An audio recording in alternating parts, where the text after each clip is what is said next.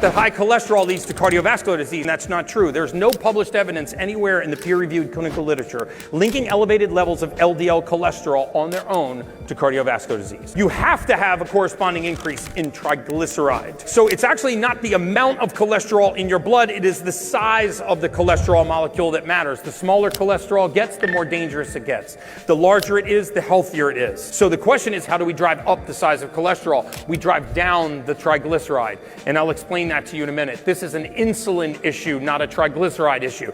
Because when insulin rises in the bloodstream, we think insulin's primary role is to lower blood sugar. That's not true. The primary role of insulin is to block any other form of energy use in the body. If insulin is high, you cannot burn fat. It includes fat in the blood. People that eat the most sugar have the highest blood fat. So we're going to bring insulin down, lower the triglyceride, increase the size of cholesterol, and that will be a marker for longevity. This is me. I was born with, high cholesterol. I mean, this is something that's genetic. Both my parents have high LDL. Both are in extremely great health, like myself. So I remember being told, don't eat the eggs, don't eat the cheese. You hear people say, you can't have shrimp, all this stuff that's high in dietary cholesterol. That stuff does not matter. Okay? This is like an old school of thought. And the fact that a high LDL is necessarily a negative thing is also an old school of thought. Particle size does matter, and you can get your particle size tested with your doctor. So think about the smaller particles. Those have more ability to get stuck inside your arteries, and then they kind of build up on top of each other. Whereas the bigger ones keep swimming on through.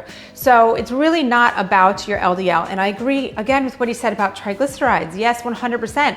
Anytime you eat any excess calories of any sort, it's going to be stored as the triglycerides, like the fatty deposits in your arteries. And if you do have insulin resistance, you're not able to pull this through. So think about it. There's rarely is there someone with type 2 diabetes that doesn't have high triglycerides, right? You don't see that. It's because they go hand in hand. So fixing really that root cause, right? Bringing down that insulin, decreasing the triglycerides is all going to help cardiovascular health. And there's supplements that I take to do this, as well as obviously lifestyle, making sure you're eating a clean, healthy diet, making sure you're active every single day, getting in the cardiovascular exercise, the strength training. And here are 3 supplements that I use every single day as part of my routine to make sure my heart stays healthy. I have our Live Good Organic Super Reds, great with vasodilation, expanding your blood vessels, right? Helping things move through freely.